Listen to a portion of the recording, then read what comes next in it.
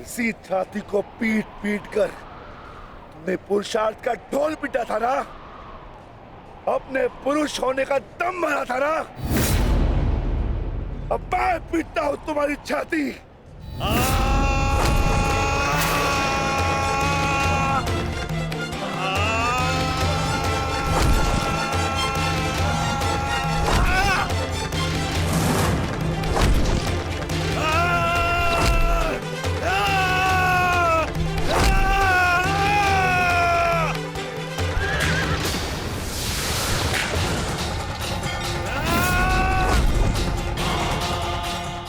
दुशासन, तुमने क्या कहा था पांचाली को? बोल, तुमने क्या कहा था पांचाली को? वैश्या, बोल दुशासन, फिर से बोल।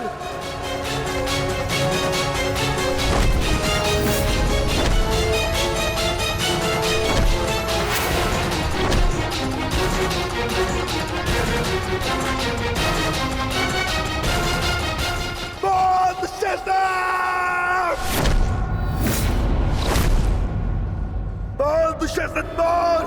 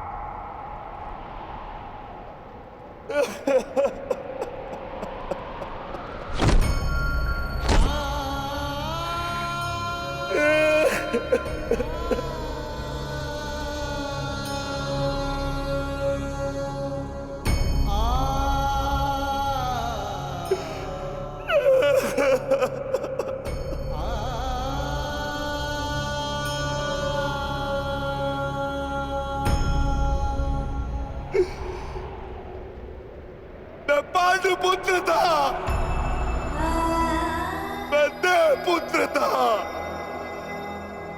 तुमने मुझे क्या बना दिया दुशासन?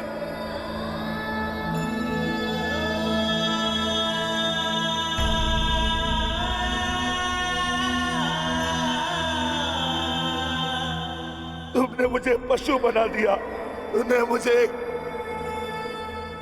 एक राक्षस बना दिया।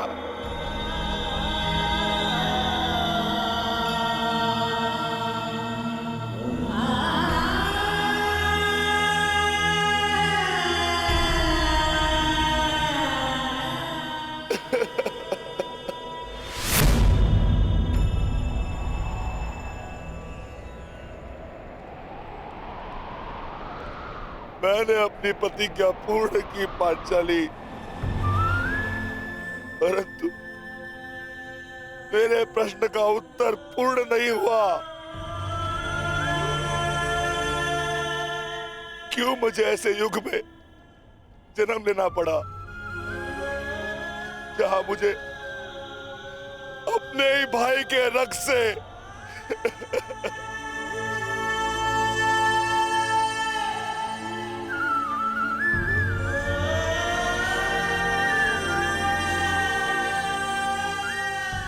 ऐसा क्यों हुआ पांचाली, ऐसा क्यों हुआ?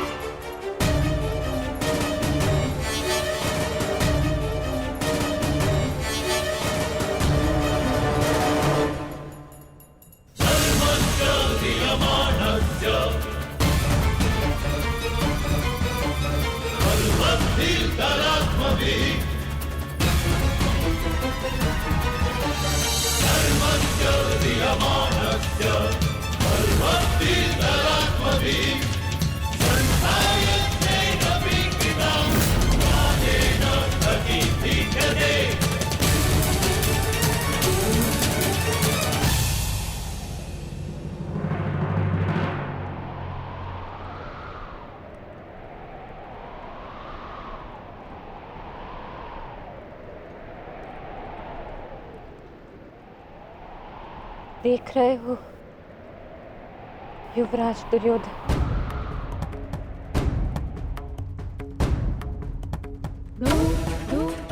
देख रहे हो अंगराज कर्ण, ये लहू, ये रक्त, ये 5 गांव ना देने का मूल्य नहीं।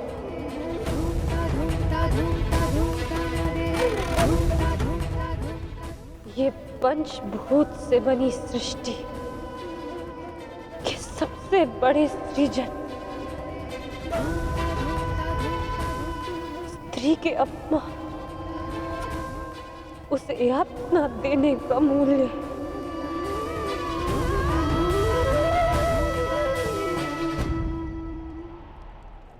एक स्त्री, एक माता, एक पत्नी का जब जब अपमान होगा,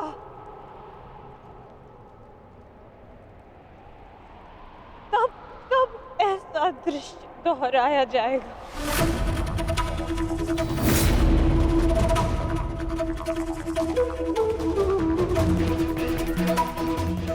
तब तब ऐसा दृश्य दोहराया जाएगा दुर्योधन।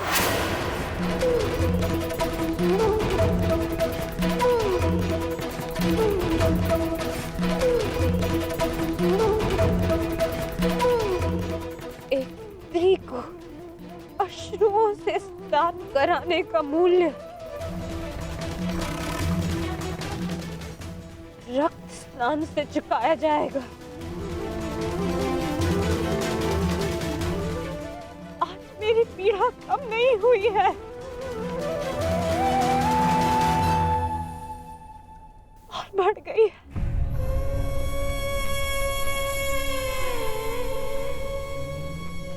इस संसार में किसी को भी द्रौपदी जैसा भाग्य ना मिले, जिसे अपने ही कुल के सामने, अपने ही कुल के पुरुषों के हाथों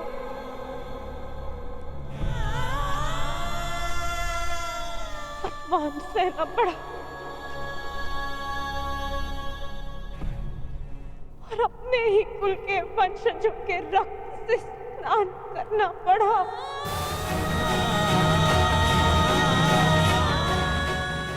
हे ईश्वर, इस संसार में किसी को भी द्रौपदी बनाकर जन्म मत देना।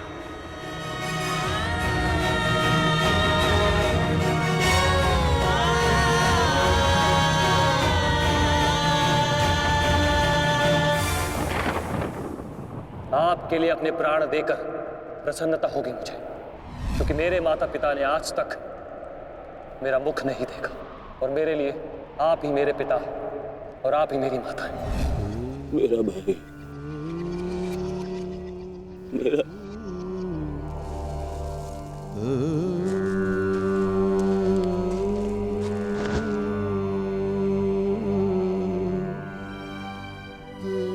दुशासन,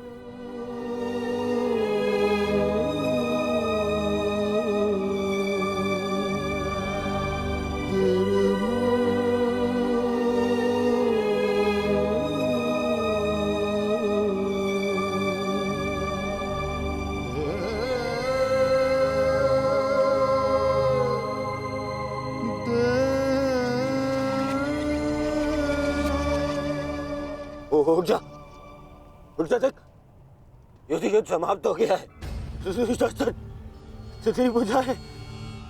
तेरी भुजाओं के बल के सहारे ही तो मुझे संसार पर राज्य करना था।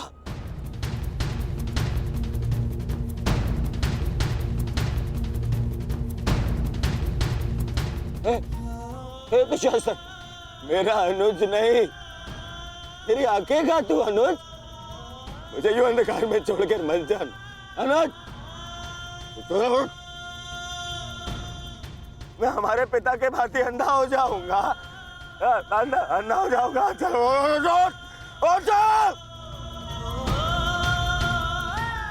अरे अरे इसकी बुझाए क्या है?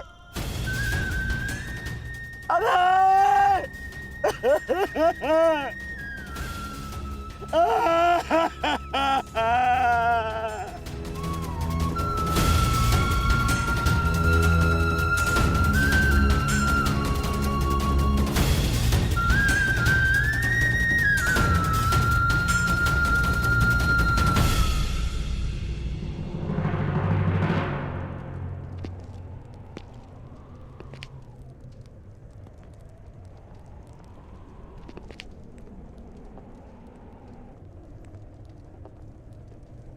कदाचित तुमने अपने अनुज दुशासन की भुजाओं के बल से ये संसार जीतना चाहा होता दुर्योधन। नारायणं नमस्कृत्य नरं चैव तो आज सारा संसार तुम्हारा दास होता, किंतु नहीं, तुमने इसकी भुजाओं के बल से एक स्त्री का वस्त्र हरण करना चाहा दुर्योधन। कदाचित तुमने इसकी दुर्जयता के बल से तीनों लोकों पर शासन करना चाहा होता दुर्योधन, तो आज तुम्हें वो भी मिल जाता, परंतु नहीं, तुमने ऐसा नहीं किया दुर्योधन। तुमने अपने अनुज दुशासन के मन में कुटिलता और कुचक्र का षड्यंत्र रच दिया। कदाचित तुमने अपने नेत्रों को उचित मार्ग दिखाया होता दुर्योधन, परंतु तुमने अपनी उन आंखों से महाविनाश का स्वप्न देखा।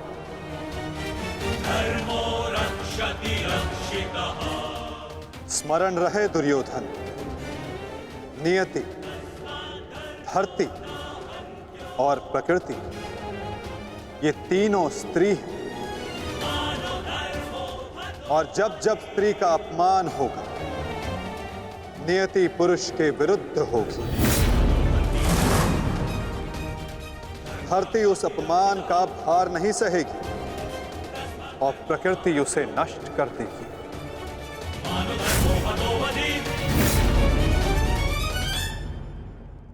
क्यों खेला तुमने जुआ दुर्योधन? क्या तुम्हारे अनुजों में, क्या तुम में पुरुषार्थ कम था जो द्यूत खेलने की आवश्यकता पड़ी?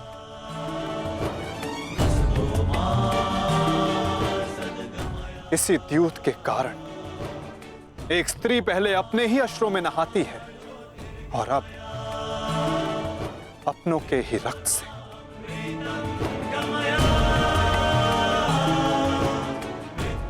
क्यों किया तुमने ये लालच दुर्योधन? क्यों रचा ये कुचक्र? इसी द्यूत, इसी कुचक्र, इसी लालच के कारण रचता है ये युद्ध, ये महाविनाश, ये महाभारत।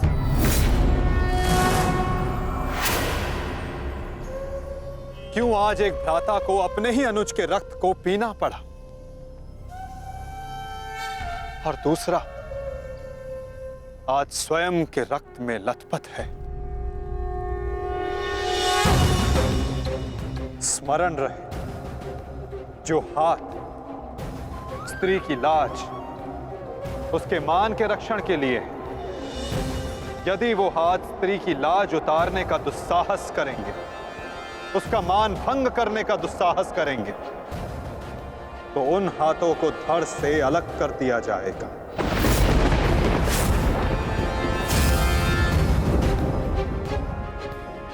जो वस्त्र हरण करेंगे, उनका प्राण हरण होगा।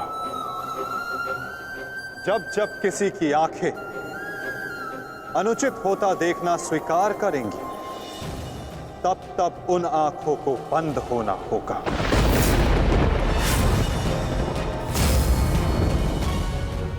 यही नियति है, यही प्रारब्ध है, और यही है इस महाभारत का कारण और निवारण।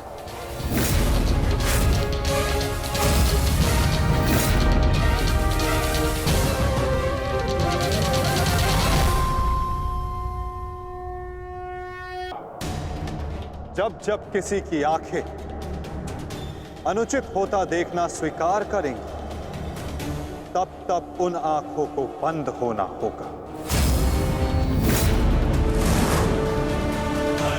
यही नियति है, यही प्रारब्ध है, और यही है इस महाभारत का कारण और निवारण।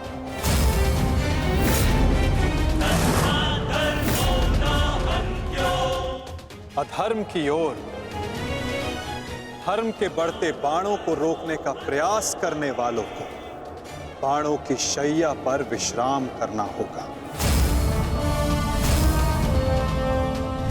जो अधर्म की आज्ञा पर शीश झुकाएंगे, उन्हें स्वयं का शीश कटाना होगा।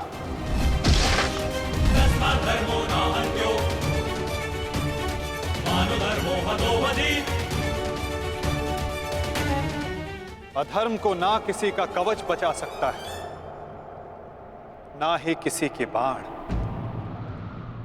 ऐसा कोई रथ नहीं जिस पर अधर्म चढ़कर अपने लक्ष्य तक पहुंच सके। ग्रास लेगी ये धरा उस अधर्मी को भी, और अनचाहे उसका साथ देने वाले के रथ को भी। जो एक झूठे वचन के लिए सत्य के चक्र के समक्ष आकर खड़ा होगा, उसे स्वयं सत्य के चक्र के साथ धंसना होगा।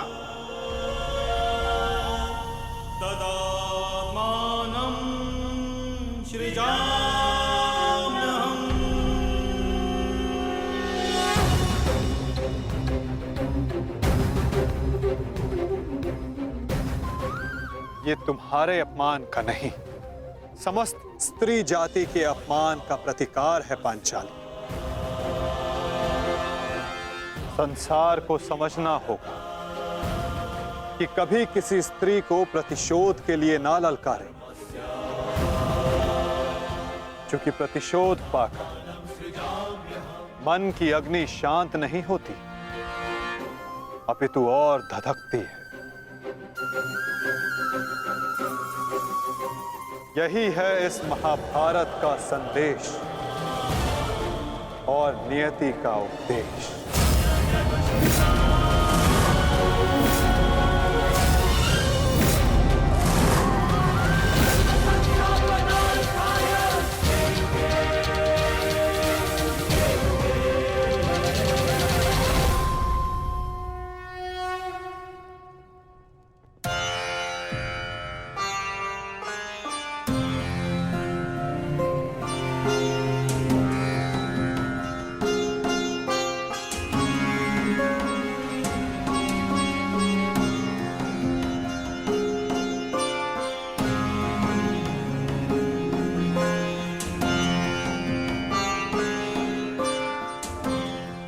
को संभालो मित्र।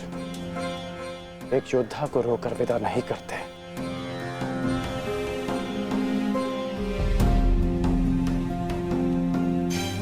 हम तो शासन का बलिदान जो व्यर्थ नहीं जाने देंगे। आगे बढ़ो मित्र, अपने अनुज की अंतिम विधियां पूर्ण करो।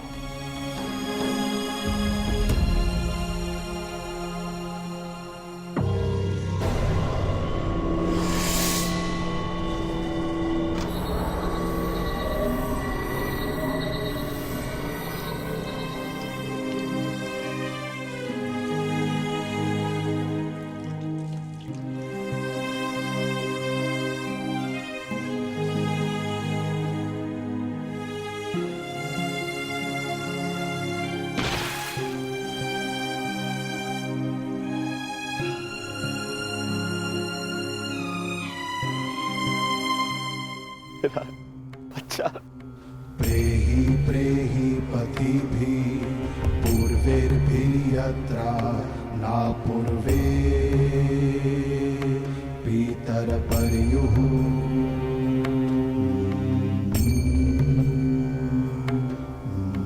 भूभराजना स्वधया वरुणं च दिवम्। पुत्र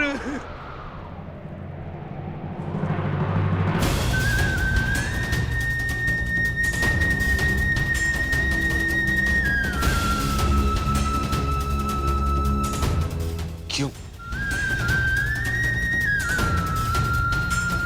कैसे कैसे होने दिया तुमने ये? तुम्हारा अनुज तुम्हारा उत्तरदायित्व था, उसकी रक्षा कैसे ना कर पाए तुम? मैं नेत्रहीन हूं पुत्र, परंतु ऐसा प्रतीत होता है जैसे किसी ने मेरा एक नेत्र छीन लिया है।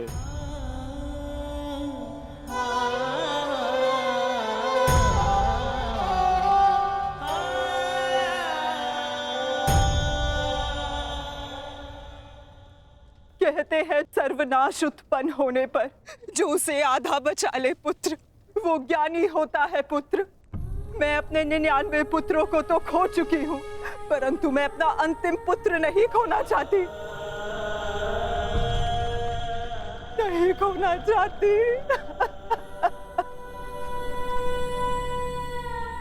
बंद कर दो ये महाविनाश दुर्योधन, और लौट चलो।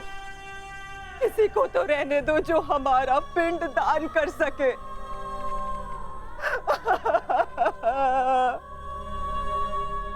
चलो पुत्र, लौट चलो। नहीं, अब इस युद्ध को रोका नहीं जा सकता। मैं इस युद्ध के ऐसे पड़ाव पर पहुंच चुका हूं जहां से पीछे लौटना संभव नहीं। ये दलदल या तो मुझे निगल जाएगा और या मैं इसे समाप्त कर दूंगा। अब या तो उन पांडवों का अंत होगा और या तो मेरा। नहीं। उससे पूर्व कदाचित ये युद्ध नहीं रोक सकता। अब ये युद्ध ना मुझे राज्य के लिए लड़ना है और ना ही सम्राट बनने के लिए। ये युद्ध करना है प्रतिकार के लिए। जिन पांडवों ने मेरे 99 भ्राताओं का वध किया, उनके वंश का समूल नाश करूंगा मैं।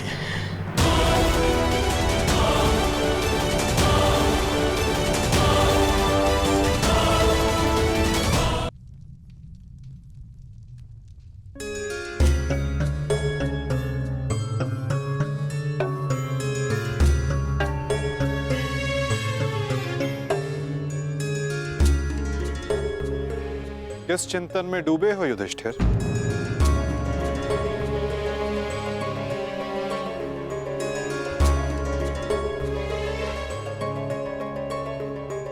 प्रणिपात वासुदेव।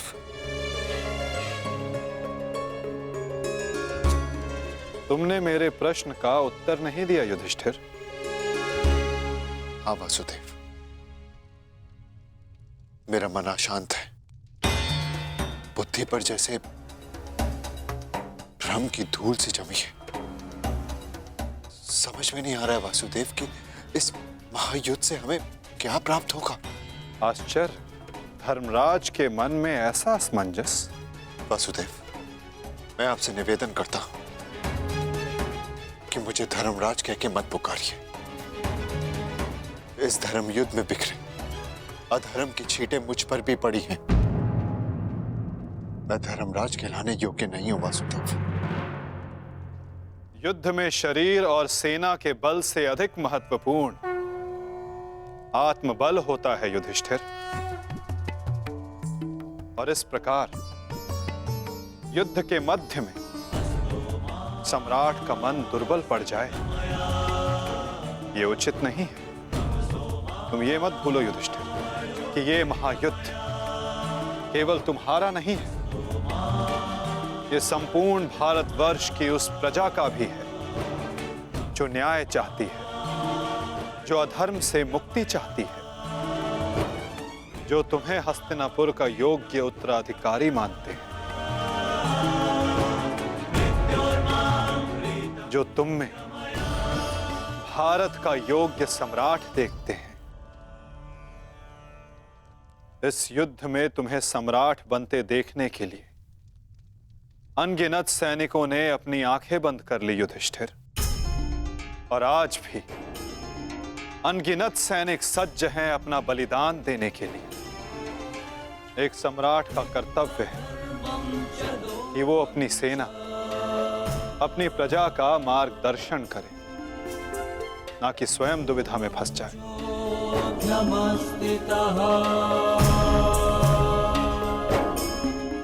किंतु प्रश्न ये है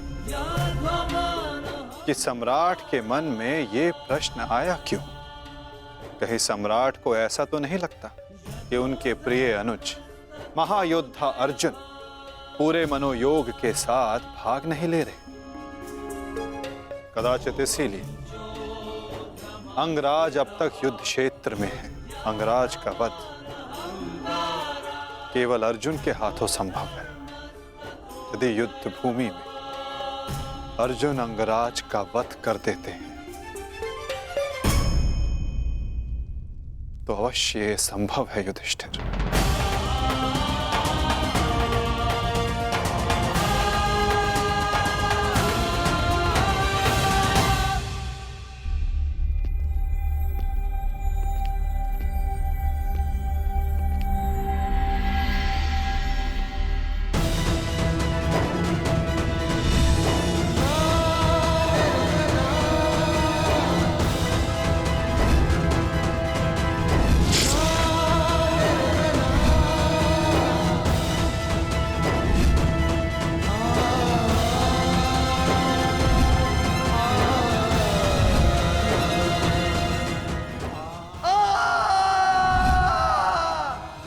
मैंने जीवन भर परिवर्तन के लिए संघर्ष किया, क्योंकि जब भी मैंने ऐसा किया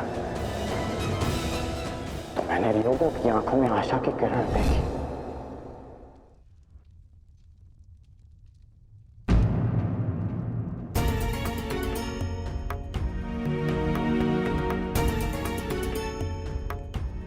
जिस परिवर्तन के लिए तुम लड़ रहे हो उसके लिए सबसे पूर्व तुम्हें सशक्त होना होगा कर्ण। कुछ समझ नहीं पा रहा हूं वृषाली। लगभग अपने सारे प्रिय खो चुका हूं। हमारी अगली पीढ़ी जिसके लिए मैंने परिवर्तन का स्वप्न देखा था वो तो बची ही नहीं। फिर इस परिवर्तन का क्या लाभ?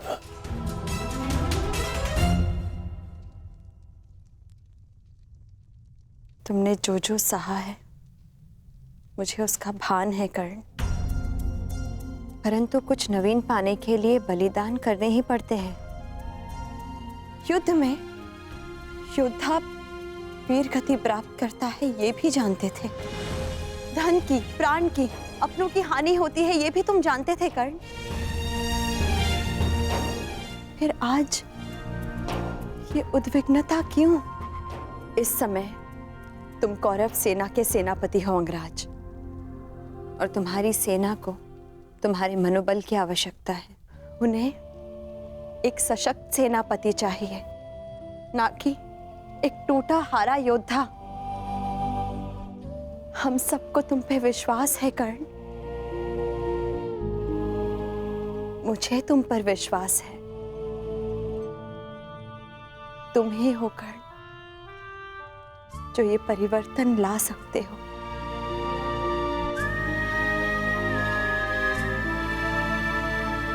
मैंने तुम्हें कितने कष्ट दिए हैं, फिर भी सदा तुमने मेरा साथ दिया, मुझे साहस दिया।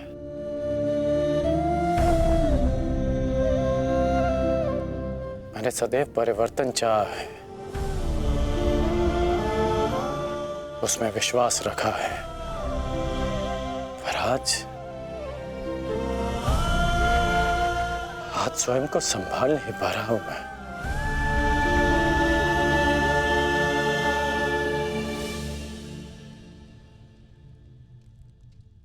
स्वयं को संभालो सर सेनापति, इस तरह टूटो मत, क्योंकि अगर तुम टूटे तो परिवर्तन का वो स्वप्न टूट जाएगा।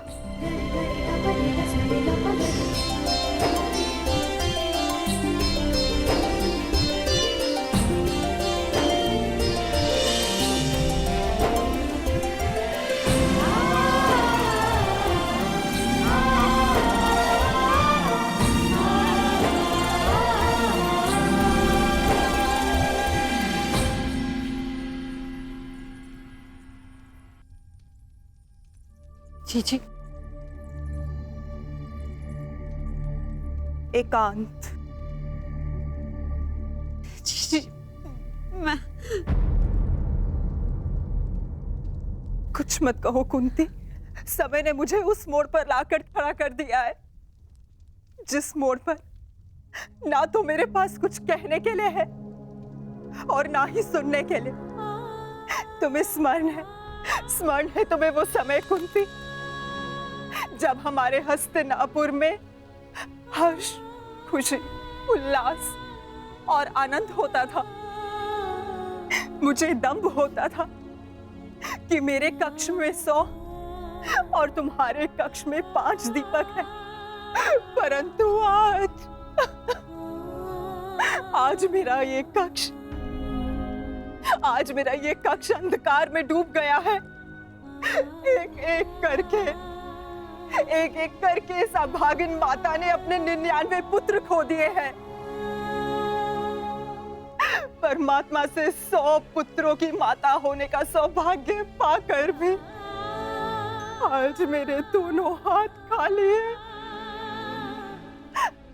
माता के आंसू तो अपने एक पुत्र के वियोग में सूख जाते हैं, परंतु मैं अभागिन गांधारी अपने 100 पुत्रों के विलाप के लिए अश्रु कहां से लाएगी कुंती? कहां से लाएगी? ऐसा नहीं है दीदी, ये दुर्भाग्य नहीं, हमारी असफलता है। दीपक का दर में जलना ये तो संभालने वाले के हाथ में है कि वो उस दीपक से प्रकाश करवाता है या अपने घर को सुहा कर लेता है, या अपने संतान पर अपना नियंत्रण खोने के कारण ये युद्ध हुआ है, जिसका परिणाम हम माताएं भुगत रही हैं। जो पीड़ा आपकी है जीजी, वही पीड़ा मेरी भी है।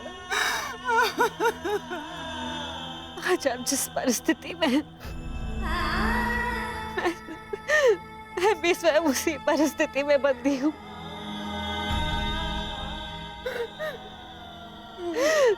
भाइयों को लड़ते देख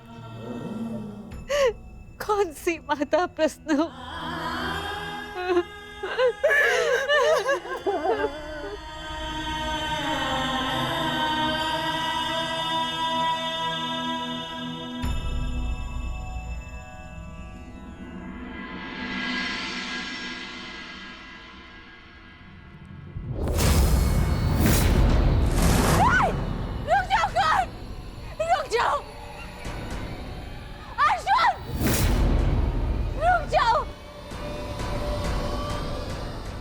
जोड़ती हूँ, दोनों रुक जाओ।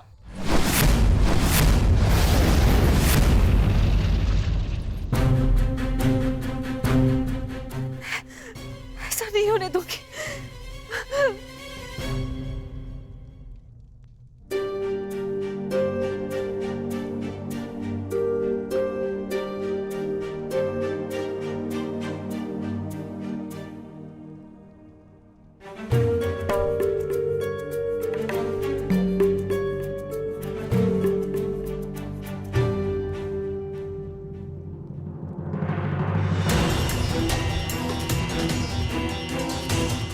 राजमाता,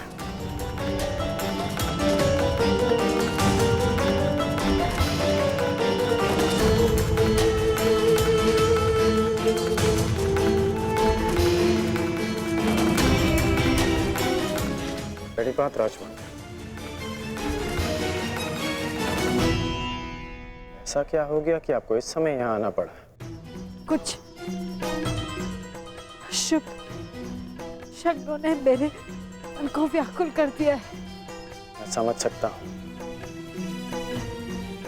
जिस माता के सारे पुत्र युद्ध पर हों, उस माता का मन व्याकुल होना स्वाभाविक है। बात ये नहीं है,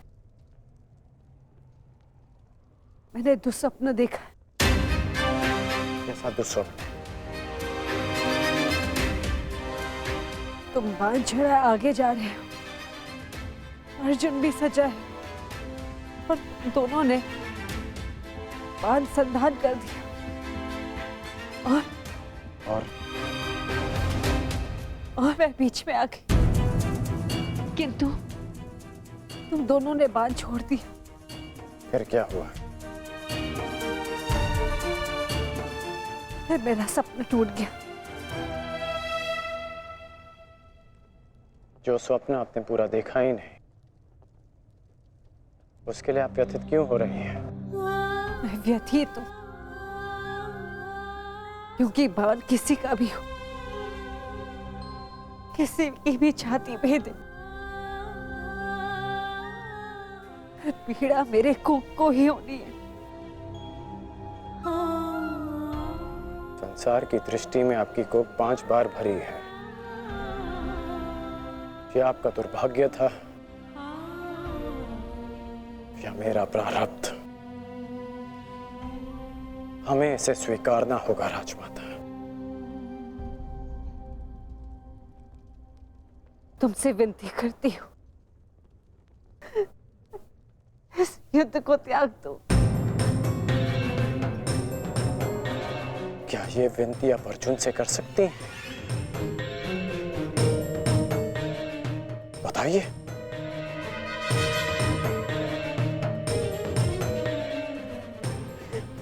विवश हूं। परंतु हम विवश नहीं हैं पुत्र।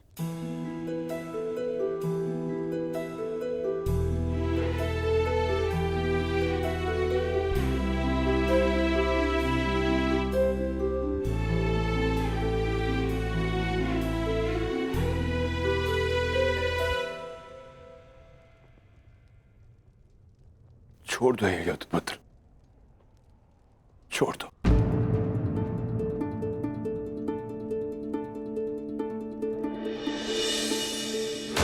पिताश्री, आपके पिता के आदेश के साथ साथ हमारा आदेश भी सम्मिलित है पुत्र। छोड़ दो ये युद्ध पुत्र। ये युद्ध परिवर्तन के लिए नहीं, विनाश के लिए।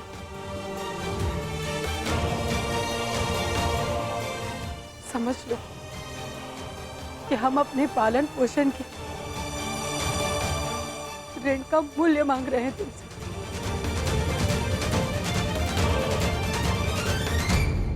लौट चलो पुत्र, लौट चलो।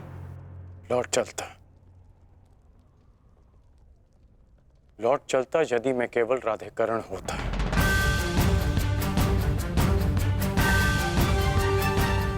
अब मैं कौरव सेना का सर सेनापति हूं पिताश्री। मैं नहीं लौट सकता।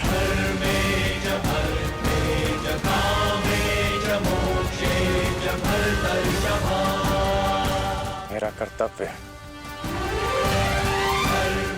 आपका आदेश ना मानने के लिए मुझे विवश कर रहा है। मैं नहीं लौट सकता माता। ब्रह्म मुहूर्त में देखा गया सपना सत्य नहीं होता है पुत्र।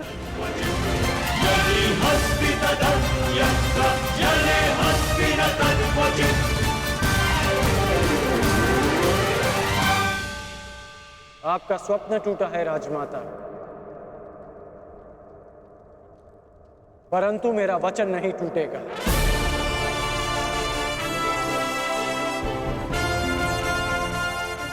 सूर्योदय होने को है।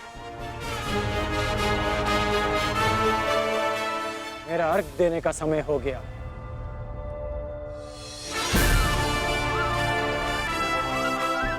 आज्ञा दीजिए।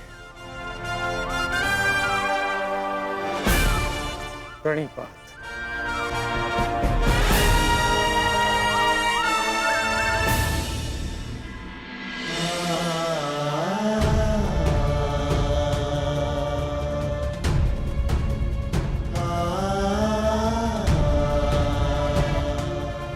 आज्ञा दीजिए पिताश्री।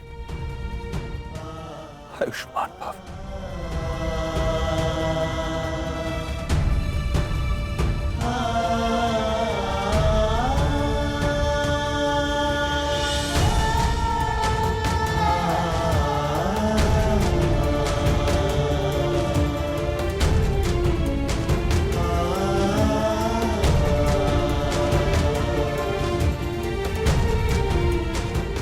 अश्रु नहीं माता, चलता।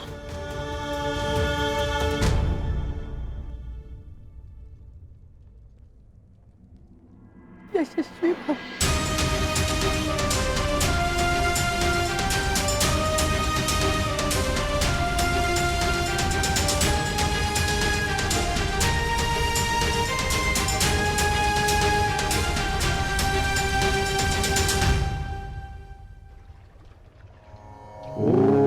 सूर्याय नमः।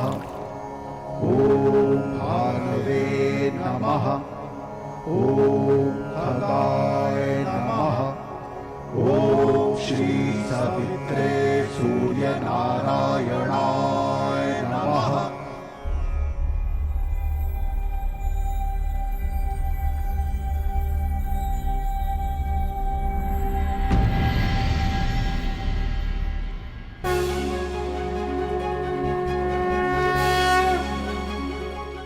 प्रणाम गुरुदेव, प्रणाम। आयुष्मान भव पुत्र, आयुष्मान भव।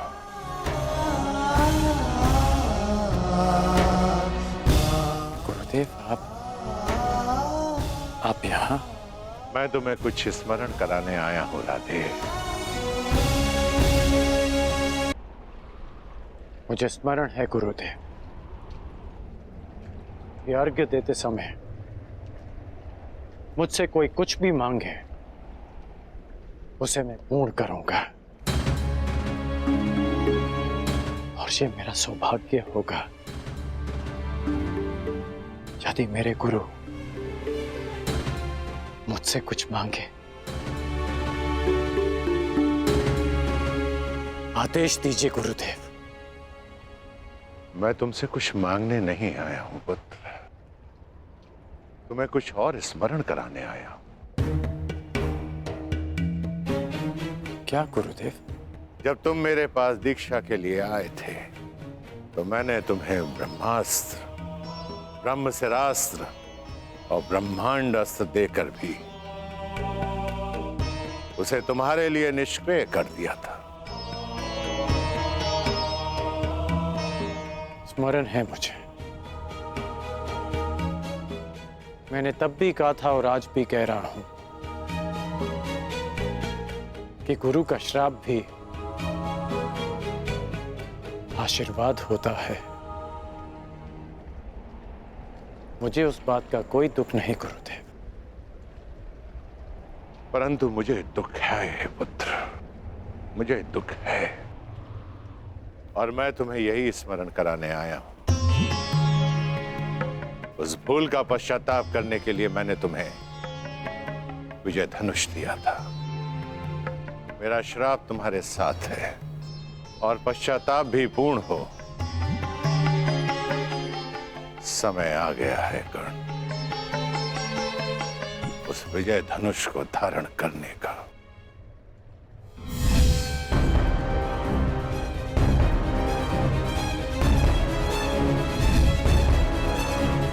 विजय धनुष का आवाहन करो और विजय धनुष को धारण करो। जब तक वो विजय धनुष तुम्हारे हाथों में रहे, इस संसार में कोई भी शत्रु तुम पर विजय नहीं पा पाएगा।